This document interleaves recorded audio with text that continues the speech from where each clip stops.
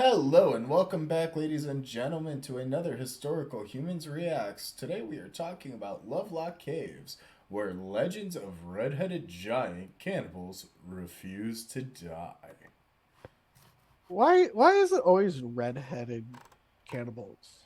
Well, because they're weird and Well, redheaded. because redheads have no soul. I mean, are you not paying attention to like the 1800s lore that this is based on? I mean, Good point. that's real religious beliefs from history, guys. Okay, but you're also talking Victorian era, and they had a lot of weird beliefs, which fucks up a lot of our society. Yeah. You have no idea how a lot of that stuff how far. Like you, as in the audience, not Justin. Justin very much knows. Justin is painfully aware of everything Unfortunate. that came from the Victorian era. Death in the Dining Room. If you haven't read it, give it a read. But yes, strange rumors were buried beneath centuries of bat feces at Nevada's Lovelock Caves when two miners, the people who dig, not young children, started Well, they to. may have been. Oh no. What do you mean you don't serve miners? Remove layers upon layers of guano around 1 century ago, 100 years ago. They inadvertently unearthed an old Native American legend of cannibalistic gray haired or red haired giants. Red hair, I don't know why I said gray. Rest assured, though, the legend of Lovelock Caves is just that, a legend. There's no evidence of ferocious ginger giants has ever been discovered here, nor Yeah. any other long lost cavern. Yeah, I mean, come on, let's be honest. Angry gingers, where are we? Ulster? Kukulan, come for me. I mean, I would Strike not us be all down. surprised. Yes. Yeah. But the thing is, like, it's not rare. Well, it's not unlikely to find artifacts in caves like that because a lot of times caves were used as shelter. It was a lot easier to, you had one pre-built, and then two, it also was just a lot safer for them, especially to get out of the elements. So they would just bring their belongings in. Sometimes they would leave them in there. Sometimes they would cache them. When you would cache artifacts, you would just bury a bunch of arrowheads. You would bury goods so you can come get them in a later point. Yep. It's not Yeah. always like it's not just the fact that it's a cave or something. Like there's a lot of reasons to like just to hang out in a cave. Like Humans are humans. They just explored back then too. Yeah. who doesn't love a good cave? I love Yep. a good cave. Yeah, and one of the fun things too is that this cave in particular is believed to have likely held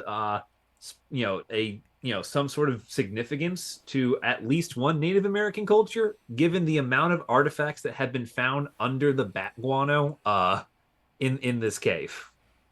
And it could be Which very likely where a lot of indigenous origin stories can involve coming out of a cave, out of the earth, and manifesting themselves on the landscapes. Yeah. And it's interesting because a lot of times you can see some sort of ritualism, some sort of visiting, some sort of effigies, which here you see two effigies that they have created out of stone that were there. Yeah.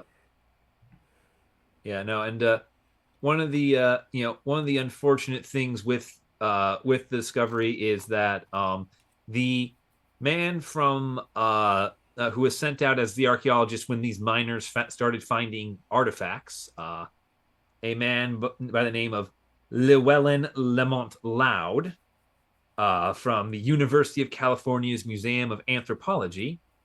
That's a Welsh He name, by the way.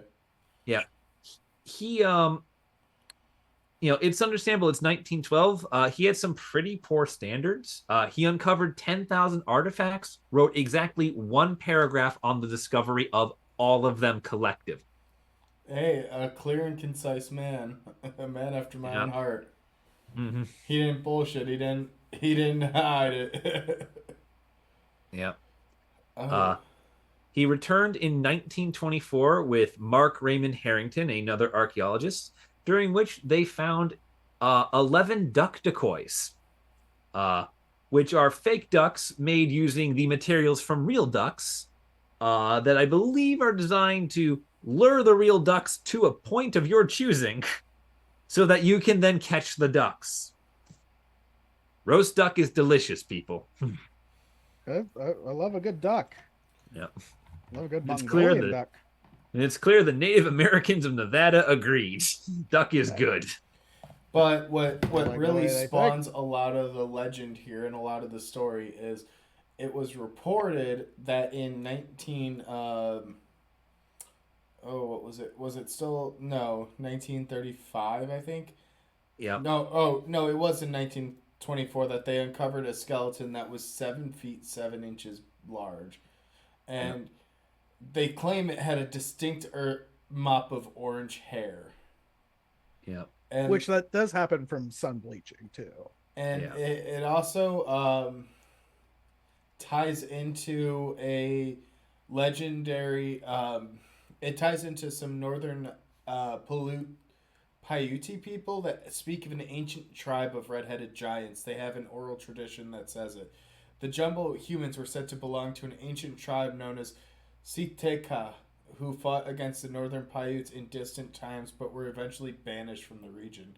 So there is some level where they are looking at these stories and taking them for a fact with the evidence of the skeleton. Yeah. Yeah. And just at the same time, uh, gigantism is a real thing that does occur in people. I understand we have maybe one giant skeleton. It's one of the things that it talks about is it's unclear when or where in the series of excavations reports and rumors start circulating of giant redhead skeletons, but they inevitably do. And there were a number of human remains that were pulled out, including one person who was nearly 8 feet tall, Which it does which, happen. Saint Pete or Peter the yeah, Great of Russia was like a little over 17 or a little over yeah. 7 feet tall at 17. Yeah, and we are, and there's also a number of even more modern examples, like we have Andre the Giant and Shaq. Well, pivoting from giants, it's potential that this may not be quite just that. Yeah, Where historian Adrian Mayer explains that hair pigments can often turn a rusty red color after death and is exposed to specific conditions. And then yeah, she also believes that other parts of the tale may be more nefarious to drum up tourism, to bring people to the area, and that it is possible that the bones were originally mistaken for megafauna who may have also died in the cave. yeah, Oh, yeah. The bears, woolly mammoth, Nevada, Tigers and it's a tigers cave and in bears. Oh Nevada, my. and Nevada is known for its Ice Age cave bears. Like, hmm, cave bear, cave, bear, cave. cave, bear, So cave. it's one of the things where it's not quite as cut and dry as one may believe. Like, we can clearly tell that there was human activity, but the likelihood of them being real giants remains real Yeah, low. yeah, and like the thing too is what really one of the things that really hurts it is it says that like it's unclear when in the course of these excavations these rumors started of giants, of giant people, of redheaded giants. So it's not in the very limited written reports that Mr. Loud likes to make, but you know most things aren't. And while there probably weren't giants, it would have been really helpful having an actual record keeper involved in any of this. Mr. Loud was an excavator, and at that, he was good. He was not good at anything else. It's usually how it goes, isn't it? Yeah, he was a very good excavator. I mean, the man got 10,000 artifacts out of a single dig season. So, he was very good at digging. Mm-hmm. Uh, but he failed us with his records, and now we have to live with these Yeah. legends, which are coming back around in popularity a little bit. Don't you just love that? Oh yes. Don't you just? But all It's right, like I think Bigfoot that's stuff. a pretty solid point for us to wrap up this episode. Thank you guys for watching, and we'll catch you in the next one. Peace.